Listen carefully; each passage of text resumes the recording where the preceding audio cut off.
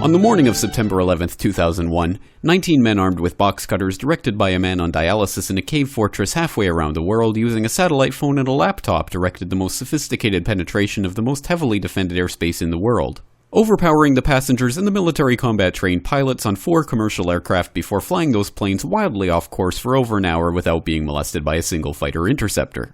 These 19 hijackers, devout religious fundamentalists who like to drink alcohol, snort cocaine, and live with pink-haired strippers, managed to knock down 3 buildings with 2 planes in New York. While in Washington, a pilot who couldn't handle a single-engine Cessna was able to fly a 757 in an 8,000-foot descending 270-degree corkscrew turn to come exactly level with the ground, hitting the Pentagon in the Budget Analyst Office where DoD staffers were working on the mystery of the $2.3 trillion that Defense Secretary Donald Rumsfeld had announced missing from the Pentagon's coffers in a press conference the day before, on September 10th, 2001. Luckily, the news anchors knew who did it within minutes. Osama bin Laden. The pundits knew within hours. Osama bin Laden. The administration knew within the day. Terrorists who committed these acts and those who harbor them. And the evidence literally fell into the FBI's lap. That a hijacker's passport was found blocks from the World Trade Center crash site, if you can believe that. But for some reason, a bunch of crazy conspiracy theorists demanded an investigation into the greatest attack on American soil in history. That investigation was delayed, underfunded, set up to fail, a conflict of interest, and a cover-up from start to finish. It was based on testimony extracted through torture, the records of which were destroyed. It failed to mention the existence of WTC-7, Able Danger, P-TECH, Sibel Edmonds, OBL and the CIA, and the drills of hijacked aircraft being flown into buildings that were being simulated at the precise same time that those events were actually happening. It was lied to by the Pentagon, the CIA, the Bush administration, and as for Bush and Cheney, well, no one knows what they told it because they testified in secret, off the record, not under oath, and behind closed doors.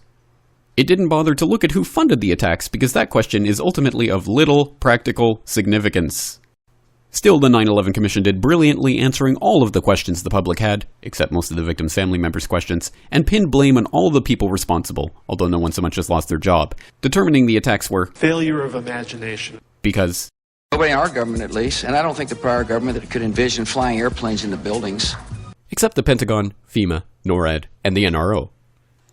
The DIA destroyed 2.5 terabytes of data on Able Danger, but that's okay because it probably wasn't important. The SEC destroyed their records on the investigation into the insider trading before the attacks, but that's okay because destroying the records of the largest investigation in SEC history is just part of routine record keeping. NIST has classified the data that they used for their model of WTC-7's collapse, but that's okay because knowing how they made their model of the collapse would jeopardize public safety. The FBI has argued that all material related to their investigation of 9/11 should be kept secret from the public, but that's okay because the FBI probably has nothing to hide. This man never existed, nor is anything he had to say worthy of your attention, and if you say otherwise, you are a paranoid conspiracy theorist and deserve to be shunned by all of humanity.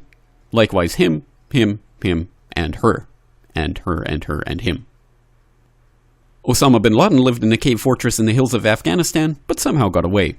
Then he was hiding out in Tora Bora, but somehow got away.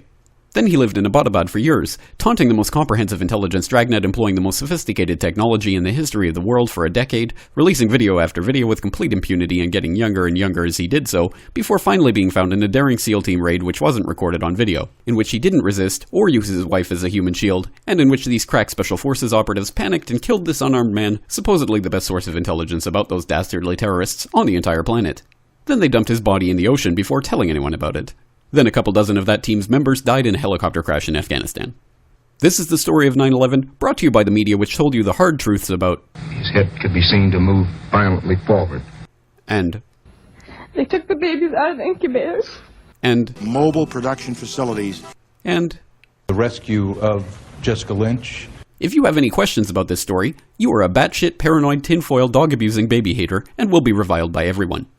If you love your country and or freedom, happiness, rainbows, rock and roll, puppy dogs, apple pie, and your grandma, you will never ever express doubts about any part of this story to anyone.